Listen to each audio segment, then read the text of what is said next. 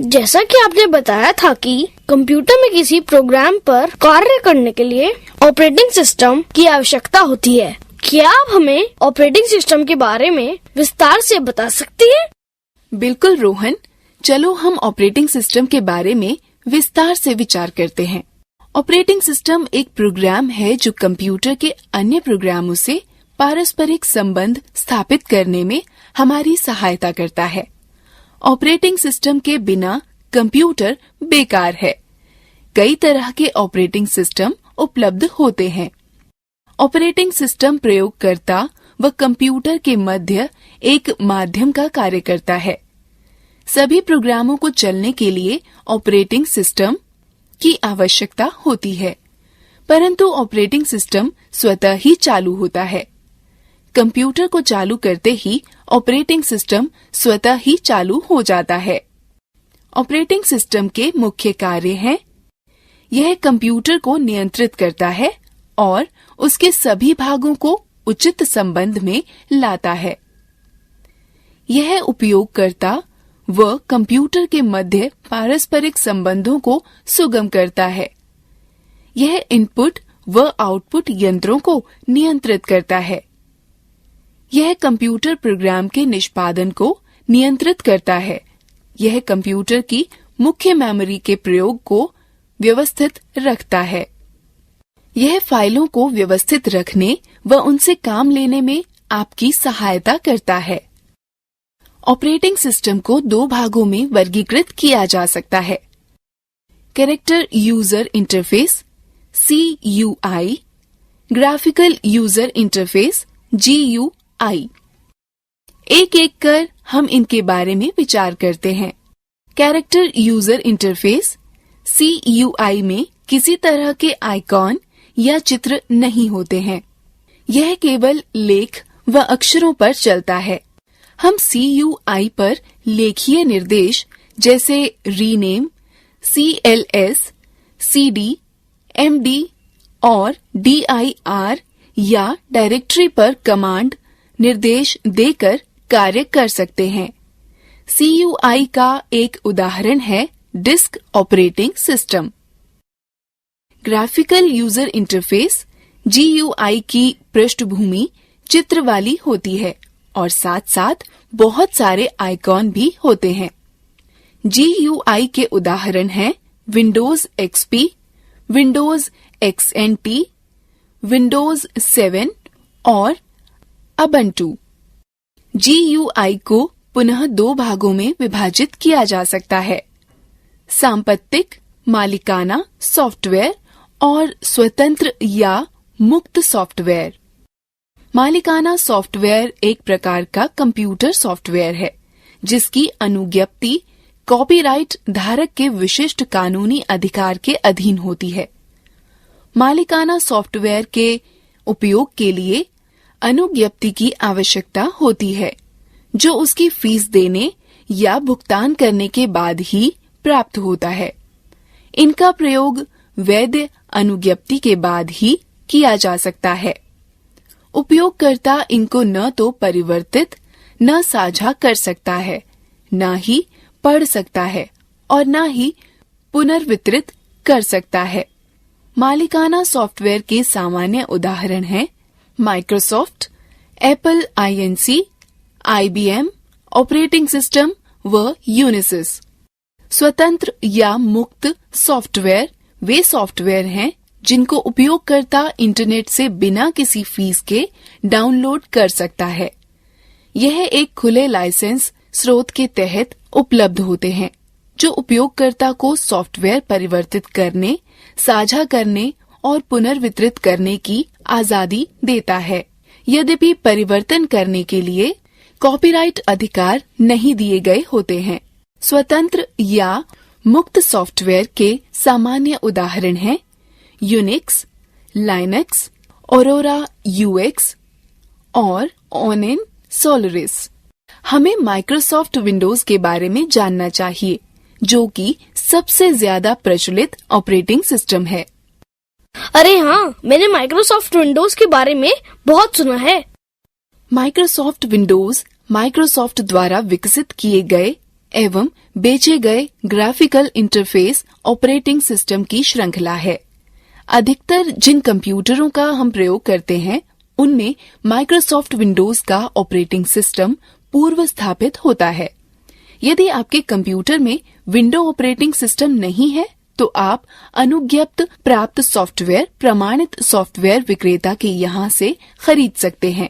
इसके अतिरिक्त इस सॉफ्टवेयर को माइक्रोसॉफ्ट की वेबसाइट से ऑनलाइन भी खरीदा जा सकता है। GUI इंटरफेस प्रोग्राम प्रयोग करने व उनको संगठित करने में आपकी सहायता करता है। विंडोज विजिविग प्रकार के इंटरफेस होते हैं, जिसका अर्थ है कि जो आप देखते हैं वही आप प्राप्त करते हैं। यदि आपके कंप्यूटर का ऑपरेटिंग सिस्टम विंडोज है तो कंप्यूटर चालू करते ही सबसे पहले दिखने वाली स्क्रीन डेस्कटॉप कहलाती है। आप विंडोज डेस्कटॉप का प्रयोग सभी प्रोग्राम संचालित करने संगठित करने में कर सकते हैं। डेस्कटॉप 2 भागों में विभाजित होता है, मुख्य भाग या विंडोज डेस्कटॉप तथा टास्क बार।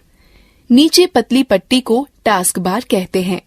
टास्क बार में स्टार्ट बटन होता है, जिसके जरिए हम कंप्यूटर के अन्य प्रोग्रामों तक पहुंच सकते हैं। टास्क बार की पृष्ठभूमि को वॉलपेपर कहते हैं। कंप्यूटर आरंभ करने पर सबसे पहले दिखने वाली स्क्रीन डेस्कटॉप कहलाती है। डेस्कटॉप पर दिखने वाली छोटे छोटे चित्र आइकॉन कहलाते हैं। यह आइकॉन फाइल, प्रोग्राम और फोल्डर के शॉर्टकट छोटे रास्ते हैं, जिनके जरिए इनमें आसानी से व जल्दी से पहुंचा जा सकता है। स्क्रीन के सबसे नीचे क्षितिज के समानांतर पट्टी को टास्क बार कहते हैं। टास्क बार पर एक और स्टार्ट बटन और दूसरी तरफ कई छोटे छोटे आइकॉन व शॉर्टकट होते हैं। कंप्यूटर पर चल रहे सभी उपयोजन व प्रोग्राम टास्क बार पर आइकॉन के रूप में दिखते हैं। कंप्यूटर पर चल रहे सभी एप्लीकेशन व प्रोग्राम इन्हीं आइकॉन के द्वारा एक्सेस उपयोग किए जा सकते हैं। टास्क बार कंप्यूटर पर चल रहे विभिन्न प्रोग्रामों में एक से दूसरे पर जाने का रास्ता उपलब्ध कराता है। यदि बहुत सारे एप्लीकेशन प्रोग्राम चल रहे हों और टास्क बार पर सभी आइकॉनों के लिए स्थान कम हो तो एक तरह के आइकॉन एक समूह में आ जाते हैं। स्टार्ट बटन के द्वारा आप अन्य प्रोग्रामों व सिस्टम की अन्य उपयोगिताओं का प्रयोग कर सकते हैं। स्टार्ट मेन्यू में मौजूद कंट्रोल पैनल का उपयोग कंप्यूटर में विभिन्न हार्डवेयर और सॉफ्टवेयर के विन्यासों या सेटिंग को बदलने के लिए किया जाता है। स्टार्ट मेन्यू के हेल्प और सपोर्ट मेन्यू का उपयोग विंडोज पर कार्य के दौरान आवश्यकता पड़ने पर सहायता प्राप्त करने के लिए किया जाता है। स्टार्ट मेन्यू की सहायता से आप मात्र एक क्लिक में कंप्यूटर को बंद कर सकते हैं, लॉग ऑफ या पुनः चालू कर सकते हैं। निम्न प्रक्रिया से आप अपने सिस्टम की तारीख व समय परिवर्तित कर सकते हैं। पहले टास्क बार पर दाईं ओर दिख रहे तारीख व समय पर क्लिक करें, तब एक घड़ी व कैलेंडर प्रकट होगा। टास्क बार पर तारीख व समय पर क्लिक करें, तब समय व तारीख परिवर्तन लिंक पर क्लिक करें। तत्पश्चात समय व तारीख परिवर्तन बटन पर क्लिक करें। समय व तारीख निर्धारित करें। समय व तारीख परिवर्तन को सुरक्षित करने के लिए हाँ पर क्लिक करें और समय व तारीख डायलॉग कोष्ठ पर वापस आएं। परिवर्तन सुरक्षित करने के लिए हाँ पर क्लिक करें। समय व तारीख डायलॉग कोष्ठ को बंद। डेस्कटॉप दर्शाने वाली स्क्रीन का वह भाग है जिसे आप कंप्यूटर लॉग ऑन करने पर देखते हैं। आइकॉनों के पीछे दिखने वाले चित्र दृश्य को वॉलपेपर अथवा डेस्कटॉप की पृष्ठभूमि कहते हैं। जब आप अपने कंप्यूटर को कुछ समय के लिए निष्क्रिय छोड़ देते हैं तो एक चित्र अथवा लेख की चलचित्र की प्रदर्शित होती है। इसे स्क्रीन सेवर कहते हैं। डेस्कटॉप की पृष्ठभूमि परिवर्तित करना। आप अपने कंप्यूटर के वॉलपेपर अथवा डेस्कटॉप की पृष्ठभूमि आइकॉनों को अपनी इच्छा के चित्र और दृश्य से बदल सकते हैं। पहला, डेस्कटॉप के खाली स्थान पर माउस का दायां राइट क्लिक बटन दबाएं। तत्पश्चात सूची के वैयक्तिक विकल्प पर क्लिक करें। तत्पश्चात डेस्कटॉप की पृष्ठभूमि लिंक पर क्लिक करें। तत्पश्चात चित्र का चयन करें और उसे डेस्कटॉप की पृष्ठभूमि की नियत करें। अंत में सेव या सुरक्षित बटन दबाकर परिवर्तनों को सुरक्षित करें। स्क्रीन सेवर नियत करना। यदि आप डेस्कटॉप की स्क्रीन सेवर परिवर्तित करना चाहते हैं तो यह प्रक्रिया अपनाएं। पहला, डेस्कटॉप के खाली स्थान पर उस माउस का दायां राइट क्लिक बटन दबाएं। तत्पश्चात सूची के वैयक्तिक विकल्प पर क्लिक करें। तत्पश्चात डेस्कटॉप की स्क्रीन सेवर लिंक पर क्लिक करें। तब स्क्रीन सेवर का ड्रॉप डाउन मेन्यू पर क्लिक कर सूची से स्क्रीन सेवर चुनें। तत्पश्चात स्क्रीन सेवर चालू करने के लिए वेट कॉम्बो बॉक्स से प्रतीक्षा समय के मिनट निर्धारित करें। तत्पश्चात प्रीव्यू बटन पर क्लिक कर स्क्रीन सेवर देखें। तब निर्धारित बटन पर क्लिक कर स्क्रीन सेवर को निर्धारित करें। अंत में सेव या सुरक्षित बटन दबाकर परिवर्तनों को सुरक्षित करें। अब रोहन, यह याद रखें कि एक कंप्यूटर में ऑपरेटिंग सिस्टम व व्यक्तिगत कार्यक्रमों के लिए उपलब्ध किसी सूचना को फाइल कहते हैं। एक फाइल एक दस्तावेज, चित्र, संगीत या चलचित्र हो सकती है। ढेर सारी फाइलों को एक स्थान पर रखने के लिए आप एक फोल्डर बनाते हैं। आप कंप्यूटर की किसी भी ड्राइव में फाइल या फोल्डर बना सकते हैं। फाइल या फोल्डर बनाने के पश्चात आप उसका नाम बदल सकते हैं, उसकी प्रतिलिपि बना सकते हैं, उसे कहीं और पेस्ट कर सकते हैं और उसे आवश्यकता अनुसार मिटा भी सकते हैं।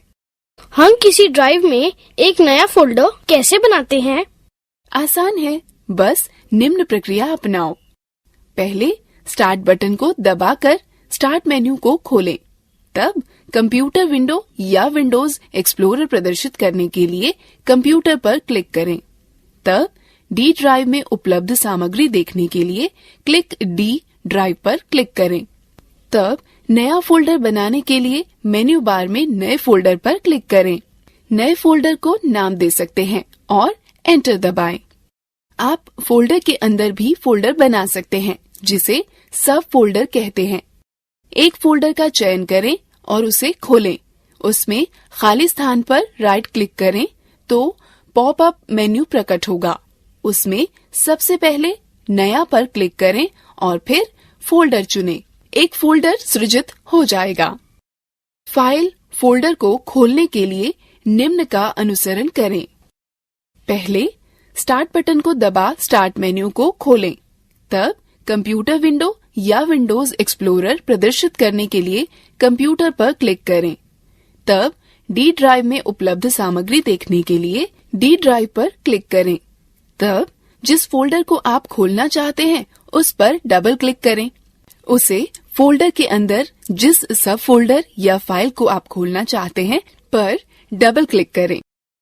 फाइल या फोल्डर को कैसे संरक्षित करें या नाम बदलें? जब आप डी ड्राइव में फोल्डर या सब फोल्डर या फाइल बनाते हैं तो स्वचालित रूप से न्यू फोल्डर या न्यू टेक्स्ट डॉक्यूमेंट के नाम से संरक्षित हो जाता है। फोल्डर या सब फोल्डर या फाइल का नाम बदलने के लिए उस पर राइट क्लिक करें। नए पॉपअप में नाम परिवर्तित करें, रीनेम चुनें। नया नाम लिखें और एंटर दबाएं। फोल्डर या सब फोल्डर या फाइल का नाम परिवर्तित हो जाएगा। विंडोज ऑपरेटिंग सिस्टम में कुछ सहायक सामग्री होती है जो अत्यंत उपयोगी होती हैं। हम इन उपयोगी सामग्रियों में से कुछ के विषय में सीखते हैं। इन उपयोगी सामग्रियों को देखने के लिए निम्न निर्देशों का पालन करें। पहले स्टार्ट बटन को दबाकर स्टार्ट मेन्यू को खोलें। तत्पश्चात माउस से ऑल प्रोग्राम पर चिन्हित करें। उसके बाद एक्सेसरीज पर क्लिक करें। यहाँ पर विभिन्न एक्सेसरीज की सूची होती है। संबंधित एक्सेसरीज पर क्लिक करें। पेंट का प्रयोग चित्रों को बनाने, परिवर्तित करने एवं फोटो देखने के लिए होता है। आप पेंट का प्रयोग रिक्त पेंट क्षेत्र में चित्रकारी करने अथवा मौजूदा चित्र में चित्रकारी करने में कर सकते हैं। आप चित्र की प्रति लेकर किसी अन्य प्रलेख पर चिपका या पेस्ट कर सकते हैं। हम पेंट का प्रयोग किस प्रकार करें? पेंट का उपयोग करने के लिए सर्वप्रथम स्टार्ट बटन को दबा स्टार्ट मेन्यू को खोलें। तत्पश्चात माउस से ऑल प्रोग्राम पर चिन्हित करें। उसके बाद एक्सेसरीज पर क्लिक करें। यहाँ पर विभिन्न एक्सेसरीज की सूची होती है। एक्सेसरीज पर क्लिक करें और पेंट को चुनाव करें। तब पेंट विंडो दिखने लगेगा। आप देखेंगे कि पेंट विंडो 4 भागों में विभाजित है। Paint button, quick access tool bar, drawing area एवं रिबन। पेंट बटन के साथ आप कई तरह के कार्य कर सकते हैं। पेंट बटन के विभिन्न विकल्प हैं। खोलें, ओपन, नया, न्यू, संरक्षित करें, सेव और छापें, प्रिंट।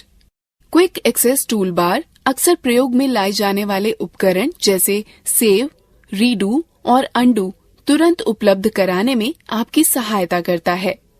रिबन में 2 टैब होती हैं, होम और व्यू। होम टैब उन उपकरणों को उपलब्ध कराता है जो चित्र बनाने अथवा उसे सुधारने में प्रयुक्त होते हैं। यह क्लिपबोर्ड, ब्रश, टूल, शेप और कलर आदि होते हैं। क्लिपबोर्ड में 3 विकल्प होते हैं, कट, कॉपी व पेस्ट, जिन विकल्पों का प्रयोग कर आप पेंट पर चुनी गई वस्तु को काट सकते हैं, प्रतिलिपि या प्रतिबिंब बना सकते हैं अथवा चिपका सकते हैं। यह विकल्प एक ही विषय को कई बार प्रयोग करने में आपकी सहायता करता है। प्रतिबिंब का चुनाव आपको उन विषयों को चुनने व संपादित करने में सहायता करता है जिनको आप चयनित करना चाहते हैं, काट छांट करना चाहते हैं, आकृति में परिवर्तन करना चाहते हैं अथवा घुमाना चाहते हैं। उपकरण, टूल का चयन आपको विभिन्न उपकरण उपलब्ध कराता है जिससे आप आकृति बना व संपादित कर सकते हैं। यह उपकरण है पेंसिल, रंग भरना, लिखना, मिटाना, रंग उठाना और बड़ा करना। ब्रश में नीचे की ओर खुलने वाला एक मेन्यू होता है जिससे आप चित्र बनाने के लिए विभिन्न प्रकार के ब्रशों का चयन कर सकते हैं। आकृतियां विकल्प से आप अपने चित्र को विभिन्न आकृतियां दे सकते हैं। रंग विकल्प से आप अपने चित्र में विभिन्न रंग भर सकते हैं। प्रत्येक प्रश्न के लिए सही विकल्प चुनें। सही है, अच्छा प्रयास।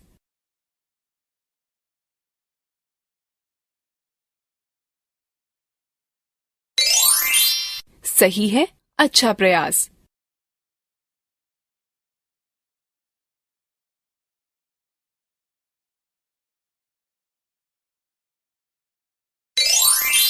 सही है, अच्छा प्रयास।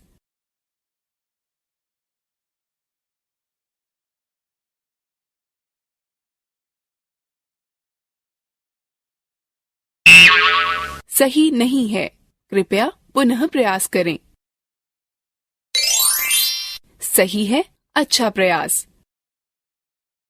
दीदी, तुमने यह भी कहा था कि माइक्रोसॉफ्ट विंडो के विपरीत यहाँ मुफ्त ऑपरेटिंग सिस्टम भी उपलब्ध हैं। क्या तुम इसके बारे में और ज्यादा जानती हो?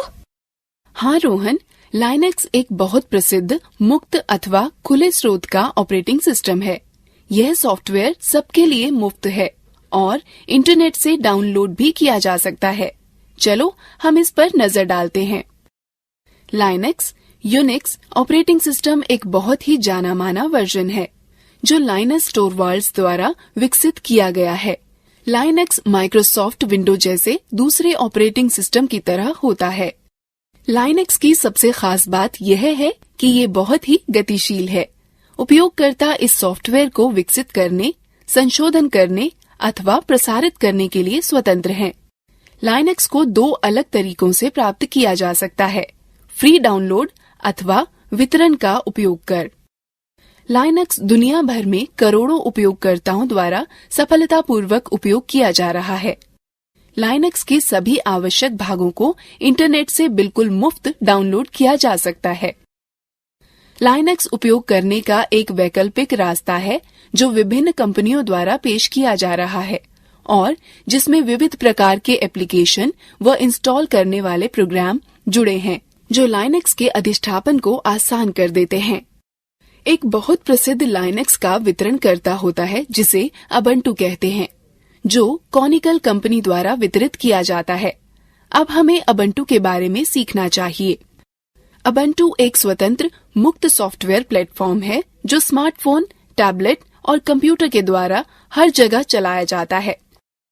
अबंटू में एक ग्राफिकल यूजर इंटरफेस या GUI होता है जो इसे विंडो अथवा एंड्रॉयड जैसे दूसरे प्रचलित ऑपरेटिंग की तरह बनाता है। अबंटू के वर्जन 12.10 डिफॉल्ट डेस्कटॉप वातावरण के रूप में यूनिटी का उपयोग करता है। यूनिटी डेस्कटॉप पृष्ठभूमि और 2 बार रखता है जिसे मेन्यू बार और लॉन्चर कहते हैं। मेन्यू बार डेस्कटॉप के शीर्ष पर स्थित क्षैतिज पट्टी है। लॉन्चर एक खड़ी पट्टी है जो मेन्यू बार के बाईं तरफ होती है। मेन्यू बार में सामान्य कार्य शामिल होते हैं जो अबंटू 12.10 में उपयोग होते हैं। जो आइकन्स मेन्यू बार के दाहिने तरफ होते हैं उसे संकेतक क्षेत्र कहते हैं। कीबोर्ड सूचक आपके कीबोर्ड लेआउट चुनने और कीबोर्ड प्राथमिकताओं को बदलने की अनुमति देता है। संदेश सूचक में सभी सोशल एप्लीकेशन को शामिल किया जाता है जो तत्काल instant messenger client, email client, micro blogging application और दूसरे समान एप्लीकेशन को सम्मिलित रखता है। नेटवर्क सूचक आपको तारयुक्त अथवा तारमुक्त नेटवर्क को आसानी से जोड़ने और नेटवर्क कनेक्शन को प्रबंधित करने की अनुमति देता है। ध्वनि सूचक ध्वनि की मात्रा के रूप में अच्छी तरह से उपयोग अपने म्यूजिक प्लेयर और ध्वनि सेटिंग्स समायोजित करने के लिए एक आसान तरीका प्रदान करता है। घड़ी सही समय प्रदर्शित करती है और कैलेंडर समय और तारीख सेटिंग्स का उपयोग करने के लिए आसान तरीका उपलब्ध कराता है।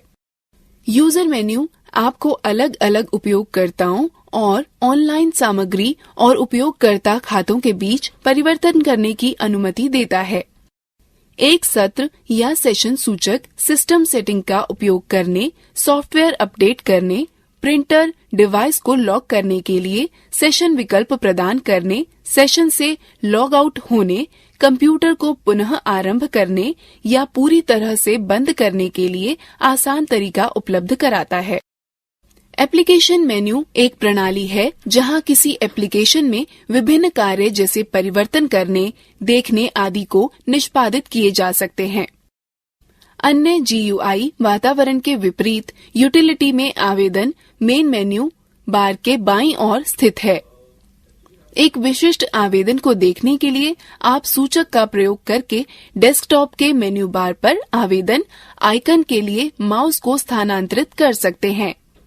यह डेस्कटॉप के मेन्यू बार में खुद को ऊपर रखकर एप्लीकेशन को सक्षम करेगा, इसलिए इस एप्लीकेशन को देखा और इस्तेमाल किया जा सकता है। माउस को मेन्यू बार से दूर ले जाने पर डेस्कटॉप फिर से दिखाई देने लगता है।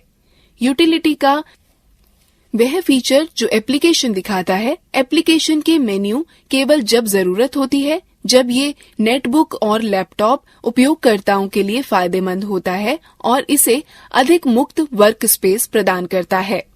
ऊर्ध्वाधर पट्टी के आइकन्स जो स्क्रीन के बाईं तरफ होते हैं लॉन्चर कहलाते हैं। जब यह लॉन्चर चलाया जाता है तो यह सक्रिय आइकन्स के एप्लीकेशनों को आसान पहुंच प्रदान करता है। लॉन्चर में सबसे ऊपर पहला आइकन डैश कहलाता है जो एक निर्णायक खोज व मूल तत्व है। एक एप्लीकेशन को लॉन्चर से रन करने अथवा पहले से रन हो रही एप्लीकेशन को प्रदर्शित करने के लिए एप्लीकेशन आइकन पर क्लिक करते हैं। फोरग्राउंड में एप्लीकेशन अपने आइकन के दाहिनी तरफ एक अकेले सफेद त्रिकोण के द्वारा संकेतित किया जाता है। लॉन्चर के द्वारा एप्लीकेशन जोड़ना और हटाना। एक एप्लीकेशन को जोड़ने के लिए लॉन्चर के एप्लीकेशन आइकन पर दाहिने क्लिक करके और लॉन्चर के लॉक का चयन करके एप्लीकेशन को रन करें।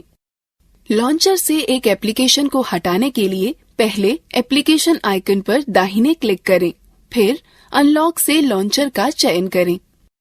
डैश एक औजार है जिसकी मदद से आप कंप्यूटर पर एप्लीकेशन व फाइलों का तेजी से पता लगा सकते हैं व उन तक पहुंच सकते हैं।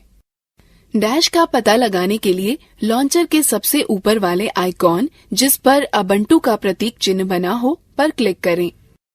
डैश आइकन का चयन करने पर एक और विंडो खुलेगी जिसमें सबसे ऊपर सर्च बार के साथ ही हाल में इस्तेमाल की गई एप्लीकेशन, फाइल और डाउनलोड का संग्रह भी होगा। डैश आपको स्थानीय स्तर व सुदूर की सूचनाएं खोजने की अनुमति देता है। डैश की मुख्य विशेषताएं। डैश की दो मुख्य विशेषताएं हैं, फाइलें व फोल्डर ढूंढना और एप्लीकेशन को ढूंढना। वर्कस्पेस आपको एप्लीकेशन को एक समूह में करने की अनुमति है जो अव्यवस्था को कम करता है और डेस्कटॉप नेविगेशन में सुधार लाता है। मूलभूत रूप से अबंटू में 4 वर्कस्पेस होते हैं। एक वर्कस्पेस से दूसरे वर्कस्पेस पर जाने के लिए लॉन्चर पर वर्कस्पेस स्विचर पर क्लिक करें। यह एप्लीकेशन आपको एक वर्कस्पेस से दूसरे वर्कस्पेस पर जाने की अनुमति देता है। विंडोज को बंद करना, अधिकतम करना, न्यूनतम करना व बहाल करना। न्यूनतम बटन विंडो को वर्तमान में दिखाई पड़ने वाली स्क्रीन से हटाकर उसे लॉन्चर में रखा देता है।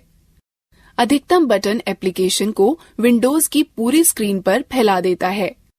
विंडोज को बंद करने के लिए विंडो के ऊपर बाएं कोने पर दिए हुए क्रॉस बटन पर क्लिक करें।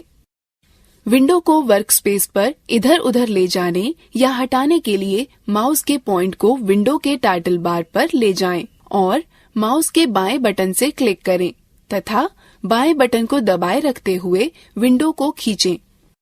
विंडो का आकार बदलने के लिए माउस पॉइंटर को विंडो सिरे पर या कोने पर ऐसे रखें कि माउस पॉइंटर 2 तरफा तीर में परिवर्तित हो जाएगा, जिसे रीसाइज आइकॉन कहते हैं। माउस के बाएं बटन से क्लिक करें तथा बाएं बटन को दबाए रखते हुए विंडो को खींचें। कंप्यूटर पर फाइल का पता लगाने के 2 तरीके हैं। सीधे लॉन्चर के डैश के माध्यम से जिस फोल्डर में फाइल रखी गई हो का पता लगाकर उस तक पहुंचना, या सामान्यतः उपयोग में लाए जाने वाले फोल्डरों व हाल में ही प्रयुक्त फाइलों में फाइल व फोल्डर टूल का प्रयोग करना। गो मेन्यू सामान्यतः प्रयोग में आने वाली फोल्डरों की सूची होती है। गो में जाने के लिए अपने माउस को बार पर सबसे ऊपर ले जाएं और गो को चुनें। तब इस मेन्यू कंप्यूटर पर क्लिक करके अपने कंप्यूटर की फाइलें खोजें। यदि आप होम नेटवर्क स्थापित करते हैं तो आपको साझा की गई फाइल या फोल्डरों के लिए मेन्यू में आइटम मिल जाएगा। होम फोल्डर का प्रयोग व्यक्तिगत फाइलों को संग्रहित करने के लिए किया जाता है। यह उपयोगकर्ता के लॉगिन नाम से मेल खाता है। इसमें बहुत सारे वे फोल्डर होते हैं जो इंस्टॉलेशन के दौरान अपने आप बन जाते हैं। इसमें डेस्कटॉप दस्तावेज, डाउनलोड, म्यूजिक, संगीत, चित्र, पब्लिक, टेम्पलेट्स और वीडियो शामिल हैं। Nautilus file manager. जैसे विंडो के पास फाइल व फोल्डरों को खोजने के लिए विंडो एक्सप्लोरर होता है, उसी प्रकार अबंटू फाइल व फोल्डरों को खोजने के लिए डिफॉल्ट रूप से नॉटिलस फाइल मैनेजर का प्रयोग करता है। दीदी, नॉटिलस फाइल मैनेजर कहाँ है? Nautilus file manager window. Desktop पर एक फोल्डर पर डबल क्लिक करो, नॉटिलस फाइल मैनेजर विंडो खुल जाएगी। डिफॉल्ट विंडो में निम्न विशेषताएं होती हैं: menu bar, title bar, tool bar, बायां पैन व दायां पैन। नॉटिलस नेविगेट करने के निम्न पद हैं। फोल्डरों के बीच नेविगेट करने के लिए नॉटिलस फाइल मैनेजर के बाएं पैन में पुस्तक चिन्हों का प्रयोग करें। वापस जाने के लिए पाथ बार में फोल्डर के नाम पर क्लिक करें। एक दिखने वाले फोल्डर पर डबल क्लिक आपकी उसे नेविगेट करने में सहायता करेगा। नॉटिलस के साथ फाइल को खोलने के लिए उसके आइकन पर डबल क्लिक करें अथवा आइकन पर दायां क्लिक करें और ओपन विथ के विकल्पों में एक को चुनें। नॉटिलस में एक नया फोल्डर बनाने व सेव करने के लिए पहले फाइल पर क्लिक करें और फिर क्रिएट न्यू फोल्डर पर क्लिक करें।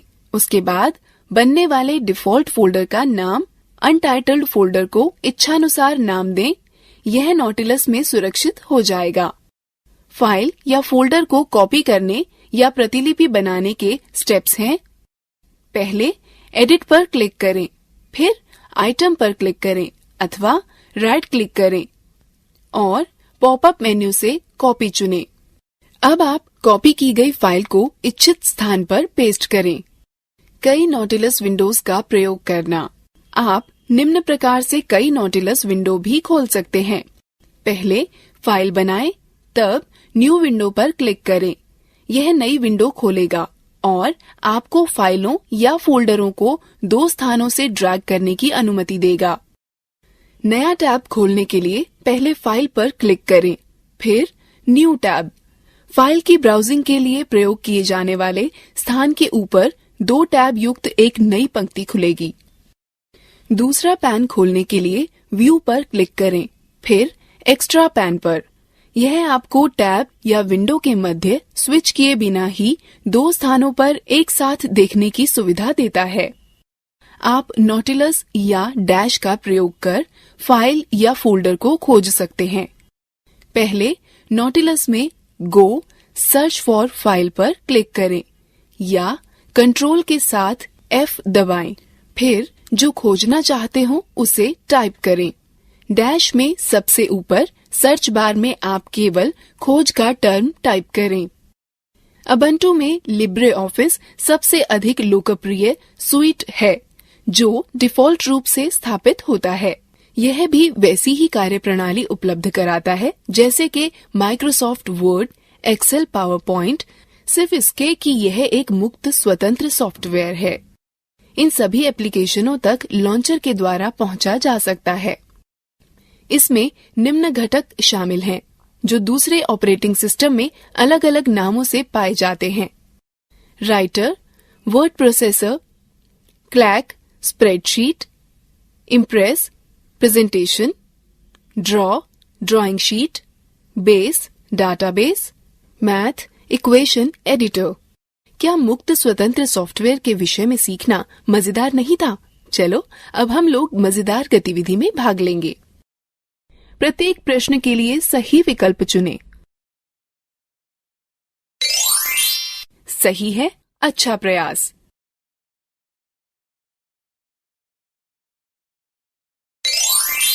सही है, अच्छा प्रयास।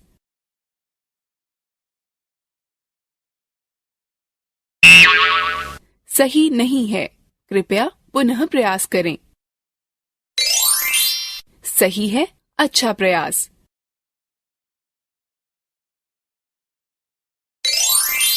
सही है, अच्छा प्रयास। दीदी, क्या मोबाइल फोन व टैबलेट भी कंप्यूटर की तरह ऑपरेटिंग सिस्टम रखते हैं? हाँ रोहन, आजकल मोबाइल फोन व टैबलेट भी पर्सनल कंप्यूटर के ऑपरेटिंग सिस्टम की खूबियाँ रखते हैं। साथ ही साथ अन्य खूबियाँ जैसे touch screen, cellular, Bluetooth, wifi, GPS mobile, navigation, camera, video camera, speech recognition, आवाज रिकॉर्डर, म्यूजिक प्लेयर व अन्य विशेषताएं। अधिकांश मोबाइल फोनों में एंड्रॉयड, विंडोज अथवा सिम्बियन ऑपरेटिंग सिस्टम होता है। ओह, मैं मोबाइल फोनों के विषय में और बहुत कुछ जानना चाहता हूँ। क्या आप मुझे सिखा सकती हैं? हाँ बिल्कुल, चलो यहाँ से शुरू करते हैं कि एक मोबाइल फोन में विभिन्न सुविधाओं का प्रयोग कैसे करते हैं। सबसे पहले यह सीखते हैं कि मोबाइल फोन से कॉल कैसे करते हैं। कॉल करने के लिए कीपैड पर फोन नंबर टाइप करें। यदि आपके पास स्मार्टफोन है तो होम स्क्रीन पर फोन आइकन पर जाएं और उस पर टैप दें। आप स्क्रीन पर नंबर पैड देखेंगे। जिस नंबर पर आप बात करना चाहते हैं उसे टाइप करें। उसके बाद बाईं तरफ हरा बटन अथवा उत्तर बटन दबाएं। स्मार्टफोन होने पर हरे बटन पर टैप दें। स्क्रीन दर्शाएगी कि नंबर डायल हो रहा है कि कनेक्ट हो रहा है। इस तरह आप कॉल कर सकते हैं। कॉल समाप्त करने के लिए लाल बटन दबाएं अथवा लाल बटन पर टैप दें। अब हम सीखते हैं कि कॉल का उत्तर कैसे दें अथवा निरस्त कैसे करें। जब आपके फोन की घंटी बजे तो उत्तर देने के लिए हरा बटन दबाएं। स्मार्टफोन होने पर बाएं से दाएं स्वाइप करें।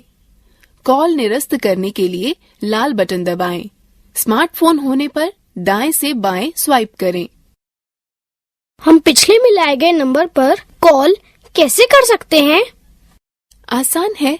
पहले होम स्क्रीन पर बाईं तरफ के हरे बटन को दबाएं। यह सभी डायल किए गए, प्राप्त किए गए व छूटे नंबरों की सूची दिखाएगा।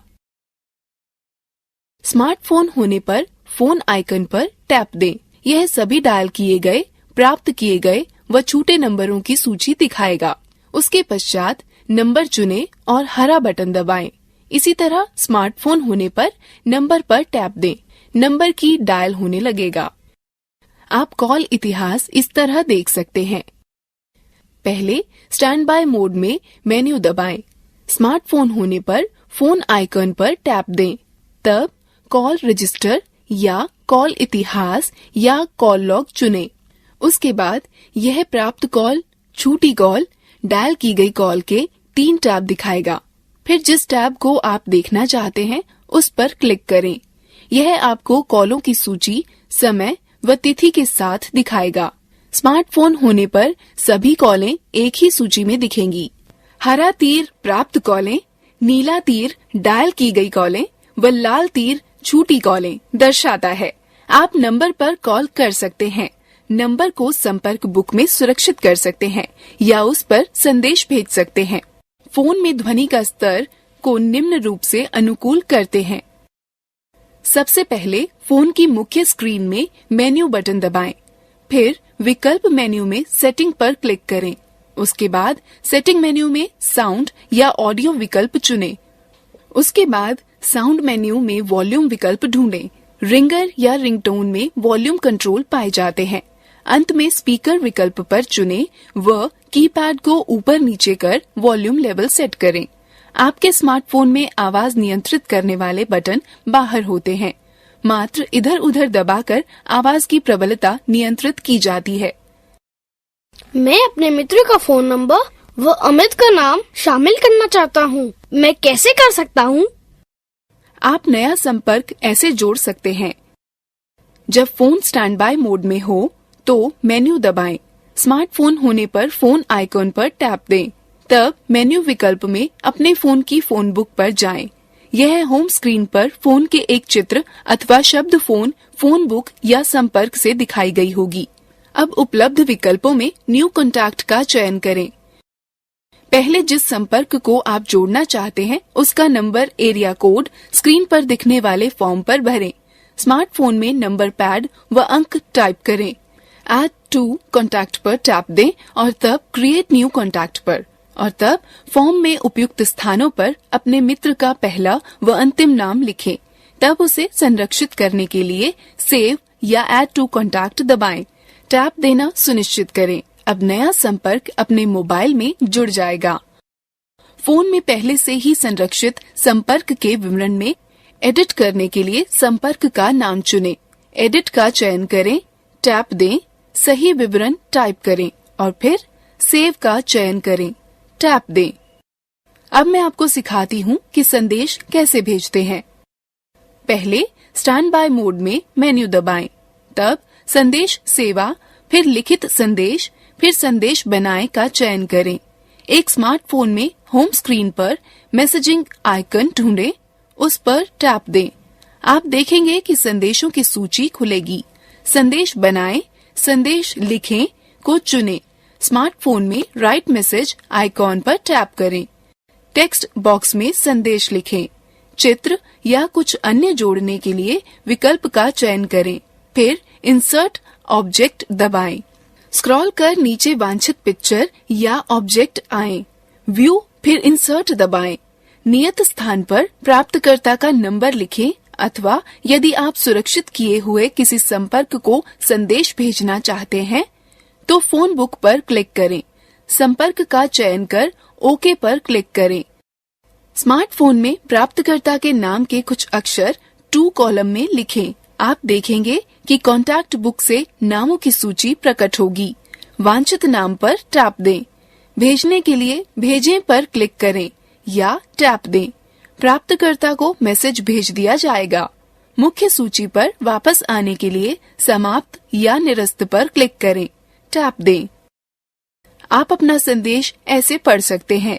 जब आपको संदेश प्राप्त होता है तो आप होम स्क्रीन में सबसे ऊपर लिफाफे का निशान का आइकन देखेंगे। आप स्क्रीन पर एक बॉक्स में एक मैसेज रिसीव्ड लिखा हुआ देखेंगे। नए संदेश को देखने के लिए शो दबाएं, संदेश पढ़ें। दीदी, क्या हम मोबाइल फोन के द्वारा इंटरनेट का प्रयोग कर सकते हैं? बिल्कुल रोहन, तुम कर सकते हो। यह तो बहुत अच्छा है। मोबाइल फोन द्वारा इंटरनेट का प्रयोग करने के लिए हमें क्या चाहिए होगा?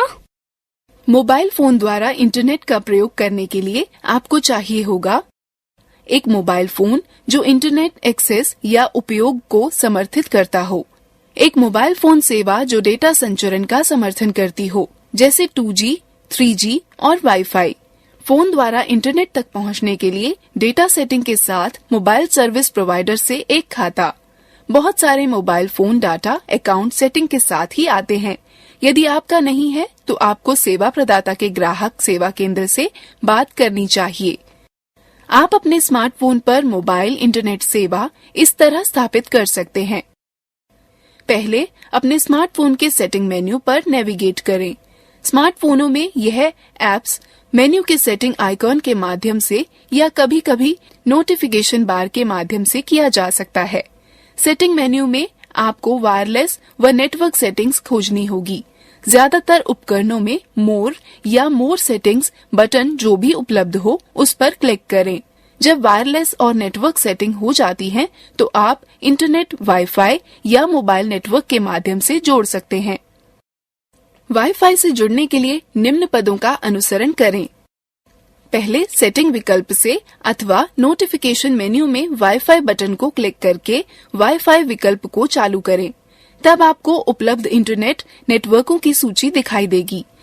यदि आपने वाईफाई नेटवर्क पहले से ही सेव कर रखा है तो यह ऑटोमेटिक ही जुड़ जाएगा। अन्यथा आपको वाईफाई नेटवर्क जिसे आप जोड़ना चाहते हैं चुनना होगा। यदि पासवर्ड की आवश्यकता हो तो उसे इंटर करें और कनेक्ट पर क्लिक करें। इंटरनेट का उपयोग करने के लिए इंटरनेट ब्राउजर का उपयोग करें। इंटरनेट के लिए मोबाइल नेटवर्क जोड़ना। पहले वायरलेस व नेटवर्क विकल्प में अधिक सेटिंग या मोर सेटिंग विकल्प पर जाएं। तब मोबाइल नेटवर्क पर क्लिक करें। वहां आपको मोबाइल डाटा चेक बॉक्स को चेक करना होगा। अब इंटरनेट तक पहुंचने के लिए इंटरनेट ब्राउजर का उपयोग करें। कीपैड आधारित फोनों में भी हर कोई बड़ी आसानी से इंटरनेट का उपयोग कर सकता है। पहले मेन्यू में जाएं, फिर इंटरनेट चुनें। तब या तो होम पेज का चयन करें, अन्यथा होम स्क्रीन में 0 को कुछ क्षण के लिए दबाकर रखें। उसके पश्चात वेब एड्रेस एंटर करें और गो टू एड्रेस का चयन करें। तब एड्रेस एंटर करें और ठीक है का चयन करें। वेब खोजने के लिए यदि आप पहली बार सर्च कर रहे हों तो सर्च का चयन करें और खोजे जाने वाले विषय को दर्ज करें और सर्च का चयन करें। मेरे मोबाइल में रेडियो है, मैं उसे कैसे सुन सकता हूँ? रेडियो सुनने के लिए पहले स्टैंड बाय मोड में मेन्यू दबाएं, तब मीडिया और फिर रेडियो पर जाएं। स्मार्टफोन होने पर मेन्यू में रेडियो आइकॉन पर टैप दें, फिर फोन को संगत हेडसेट से जोड़ें। यह एक एंटीना की तरह कार्य करता है। उसके बाद ऑटोमेटिक अथवा मैनुअल ट्यूनिंग विकल्प का चयन करके जो रेडियो चैनल आप सुनना चाहते हैं का चयन करें। चैनल सेव करें का विकल्प चुन चैनल सुरक्षित करें। तब ऊपर नीचे स्क्रॉल कर वॉल्यूम सेट करें। रेडियो बंद करने के लिए विकल्प फिर बंद करें का चयन करें। टैप दें। मुझे यह भी बताने दें कि मोबाइल फोन पर गाना कैसे बजाते हैं। पहले स्टैंड बाय मोड में मेन्यू दबाएं, तब फोन में उपलब्ध एप्लीकेशन को देखने के लिए मल्टीमीडिया मेन्यू खोलें। म्यूजिक एप्लीकेशन मीडिया या गैलरी के रूप में दर्शाया गया हो सकता है। तब म्यूजिक या साउंड का चयन करें। स्मार्टफोन होने पर मेन्यू में रेडियो आइकॉन पर टैप दें। अपने मीडिया प्लेयर पर उपलब्ध गाने ब्राउज करें व उनमें से अपनी डिवाइस पर बजाने के लिए एक का चयन कर बजाएं। गाना बजना रोकने अथवा उसे पुनः बजने देने के लिए प्ले, पॉज प्ले को दबाएं, टैप दें। एक ही बटन प्ले और पॉज के लिए कार्य करता है। म्यूजिक प्लेयर से निकलने के लिए बाईं तरफ के लाल बटन को दबाएं। स्मार्टफोन में पॉज बटन टैप दें। आपको अपने फोन पर गाने स्टोर करने के लिए मेमोरी कार्ड की आवश्यकता होगी। अब यहाँ कुछ तरीके हैं कि मोबाइल फोन से फोटो कैसे लें। पहले स्टैंड बाय मोड में मेन्यू दबाएं, तब मीडिया चुनें और फिर कैमरा चुनें। स्मार्टफोन होने पर कैमरा आइकॉन ढूंढकर उस पर टैप दें, तब डिस्प्ले स्क्रीन को व्यू फाउंडर की तरह प्रयोग करें। ऊपर नीचे खिसकाकर जूम इन और जूम आउट कर सकते हैं। स्मार्टफोन में अपनी उंगलियों की चुटकी को फैलाकर अथवा सिकोड़कर स्क्रीन को फैलाकर डिस्प्ले का आकार बड़ा व छोटा कर सकते हैं। फोटो लेने के लिए सिलेक्ट या हाँ बटन का चयन करें। स्मार्टफोन में कैमरा आइकॉन ढूंढकर उस पर टैप कर फोटो खींचें। सेव बटन को दबाकर फोटो सेव करें। स्मार्टफोन में फोटो एल्बम या गैलरी में स्वयं ही सेव हो जाती है। यह कुछ तरीके हैं जिससे वीडियो रिकॉर्ड किया जा सकता है। मेन्यू में जाकर फोटो और फिर वीडियो कैमरे का चयन करें। स्मार्टफोन होने पर कैमरा आइकॉन पर टैप दें, तब स्क्रीन के प्रदर्शन को व्यू फाउंडर की तरह प्रयोग करें। जूम इन और जूम आउट करने के लिए ऊपर नीचे स्क्रॉल करें। स्मार्टफोन में अपनी उंगलियों की चुटकी को फैलाकर अथवा सिकोड़कर से स्क्रीन पर प्रदर्शन क्षेत्र का आकार बदल सकते हैं। रिकॉर्डिंग चालू करने के लिए रिकॉर्ड को चुनें। स्मार्टफोन में होने पर स्क्रीन पर मौजूद छोटे लाल आइकॉन पर टैप दें। रिकॉर्डिंग को रोकने के लिए स्टॉप दबाएं। स्मार्टफोन में होने पर लाल आइकॉन पर फिर से टैप दें। संरक्षित करें बटन को दबाकर फोटो सुरक्षित करें। स्मार्टफोन में फोटो एल्बम या गैलरी में स्वयं ही संरक्षित हो जाती है। मोबाइल फोन व स्मार्टफोन तीव्र गणना के लिए उपयोगी हैं। यह कैसे संभव है? कैलकुलेटर के द्वारा कैलकुलेटर प्रयोग करने के तरीके हैं। पहले स्टैंड बाय मोड में मेन्यू दबाएं, तब ऑर्गेनाइजर और फिर कैलकुलेटर का चयन करें। स्मार्टफोन होने पर में कैलकुलेटर आइकॉन मेन्यू में ढूंढें और उस पर टैप दें। फोन के नंबर पैड का प्रयोग कर नंबर लिखें। फिर जोड़ने, घटाने, गुणा करने व भाग फंक्शन का चयन करें। फिर दूसरा अंक लिखें। उत्तर जानने के लिए बराबर का चिन्ह दबाएं या टैप दें। धन्यवाद दीदी, आपके कारण मुझे मोबाइल फोनों के बारे में इतनी जानकारी प्राप्त हुई। मुझे टैबलेट में भी दिलचस्पी है। क्या आप उनके बारे में जानती हैं? हाँ बिल्कुल रोहन, चलो हम टैबलेट के बारे में जानते हैं। टैबलेट कंप्यूटर के छोटे, हल्के और अधिक प्रबंधनीय रूप हैं। वे तार रहित व ले जाने योग्य यंत्र हैं, जिनमें सूचनाओं तक पहुंचने के लिए अथवा प्रोसेस करने के लिए स्पर्श इनपुट की तरह प्रयोग होता है। टैबलेट में वह ऑपरेटिंग सिस्टम होते हैं जो ग्राफिकल यूजर इंटरफेस GUI उपलब्ध कराते हैं और एप्लीकेशनों को चला सकते हैं। टैबलेट के सुप्रसिद्ध ऑपरेटिंग सिस्टम हैं एंड्रॉयड, विंडोज व iOS। टैबलेट मुख्यतः दो भागों में बांटे जा सकते हैं, फोन सुविधा के साथ तथा कॉल सुविधा के बिना। टैबलेट जो कॉल सुविधा के साथ होता है, उसमें सिम कार्ड के लिए खांचा बना होता है।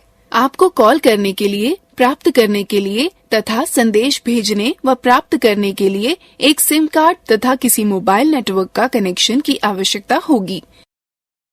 टैबलेट जिसमें कॉल सुविधा नहीं होती है, उसमें सिम कार्ड के लिए स्लॉट नहीं होगा, लेकिन उसमें अन्य सभी विशेषताएं समान होती हैं। तब भी आप इंटरनेट के प्रयोग से कॉल करने में समर्थ होंगे। चलो अब हम टैबलेट की कुछ विशेषताओं के बारे में जानते हैं। अधिकतर टैबलेट निम्न उद्देश्यों के लिए प्रयोग होते हैं: कॉल करने के लिए, कॉल प्राप्त करने के लिए, संदेश भेजने व प्राप्त करने के लिए, गाने सुनने के लिए, फोटो खींचने व वीडियो बनाने के लिए, वीडियो देखने के लिए, ई-पुस्तकें पढ़ने के लिए, इंटरनेट चलाने के लिए, ईमेल भेजने व प्राप्त करने के लिए, म्यूजिक, फोटो व वीडियो अन्य से साझा करने के लिए। निम्न तरीके से टैबलेट पर म्यूजिक सुना जा सकता है। सर्वप्रथम एप्लीकेशन मेन्यू पर जाएं, तब म्यूजिक पर टैप देकर पार्श्व या बैकग्राउंड संगीत इंटरफेस को एंटर करें। अब आपको म्यूजिक फाइल सूची को हाल ही में एल्बम, कलाकार, गीत, प्लेलिस्ट या शैलियों में उचित विकल्प का चयन करके वर्गीकृत कर सकते हैं। फिर गानों को 1 सेकंड के लिए दबाएं, टैप दें, जिससे विकल्प मेन्यू प्रकट हो जाएगी। इसके बाद आप play, add to playlist, shop for artist, delete या सर्च विकल्पों में से किसी एक का चयन कर सकते हैं। तब प्ले पर टैप देकर पार्श्व संगीत इंटरफेस को एंटर करें और फिर बजाने के लिए गानों पर टैप दें। निम्न तरीके से टैबलेट में फोटो खींची जा सकती है। सर्वप्रथम एप्लीकेशन मेन्यू पर जाएं और कैमरा आइकॉन पर टैप देकर कैमरा इंटरफेस को एंटर करें। तब फोटो मोड चुनने इच्छित फोटो मोड पर टैप दें।